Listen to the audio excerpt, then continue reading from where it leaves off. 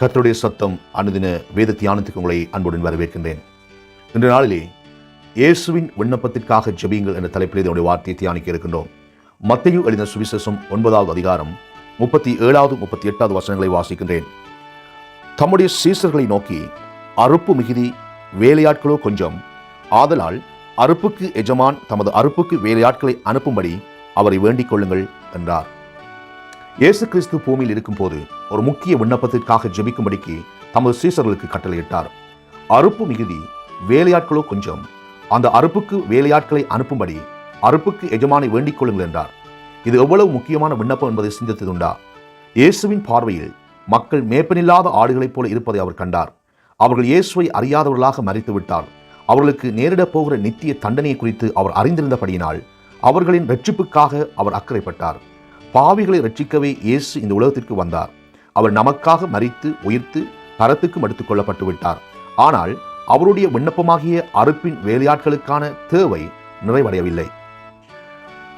நாம் தொடர்ந்தும் அறுப்புக்கான வேலையாட்களுக்காக ஜெபிக்க வேண்டியது அவசியமாகும். ஆத்துமாக்கள் பாவத்தில் மரித்து நரக ஆக்கினியை அடைந்து விடாதபடிக்கு அவர்களுக்கு எச்சரிப்பை கொடுத்து தண்டனையிலிருந்து தப்பிக்க இயேசுவை ஏற்றுக்கொள்ளுங்கள் என்று பிரசங்கிக்கக்கூடியான ஊழியர்கள் எழும்ப வேண்டும் என்று ஜெபிக்க வேண்டும்.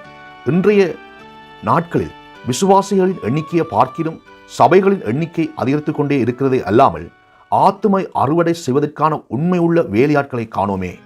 சபைகள் ஆத்துமாக்களை அறுவடை செய்வதற்கான இயேசுவின் தரிசனத்தை இழந்து விட்டதல்லவா? இன்றைய நாட்களில் எத்தனை சபைகள் கிறிஸ்துவின் சுவிசேஷத்தை இந்த உலகத்திற்கு எடுத்து செல்கிறது? அநேகமான சபை போதர்கள் ஒரு ஆத்மாவை ஏனும் கிறிஸ்துவிடத்தில் வழிநடத்திய தனிப்பட்ட அனுபவம் இல்லாதவர்களாக இருக்கிறார்கள். இவ்விதமான வேலையாட்களை தேவன் தேடவில்லை. புறப்பட்டு போய் நரகத்தின் பாதைக்குள் சென்று கொண்டிருக்கிற ஆத்துமாக்களை காப்பாற்றக்கூடிய வேலையாட்களுக்காக ஜெபியுங்கள். இன்றைய நாட்களில் நாம் ஜெபிக்க வேண்டிய மிக முக்கியமான விண்ணப்பம் அறுவடைக்கான வேலையாட்களை அனுப்பும் என்பதாகும்.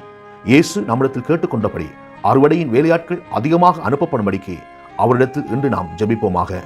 ஒவ்வொரு தேவனுடைய பிள்ளையும் அறுவடை செய்யக்கூடியதான ஆத்துமாதாயக்காரனாக இருக்க வேண்டும் என்பதே தேவனுடைய சித்தமாக இருக்கிறது.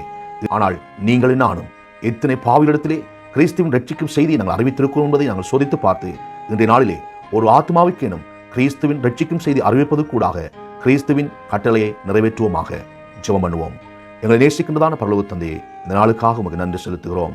கர்த்தாவே, உமது வார்த்தை சொல்லுகிறபடி அறுவடைக்கான வேலையாட்களுக்காக ஜெபிக்கும்படி நீர் கேட்டிருக்கிறேன். இன்றைய நாளிலே நாங்கள் ஒவ்வொருவரும் அதற்காக ஜெபிக்க உதவி செய்யும். அது மாத்திரமல்ல, நாங்கள் ஒவ்வொருவரும் பாவிகளிடத்திலே கிறிஸ்துவின் ரட்சிக்கும் செய்தியை எடுத்து கூறக்கூடியதிலே இந்த நாளை நாங்கள் பயன்படுத்திக் கொள்ள எங்களுக்கு உதவி செய்யும்படியாய் கேட்கிறோம். இயேசுவின் நாமத்திலே ஜெபம் கேட்கிறேன் என் ஜீவன் நல்ல பிதாவே. ஆமென்.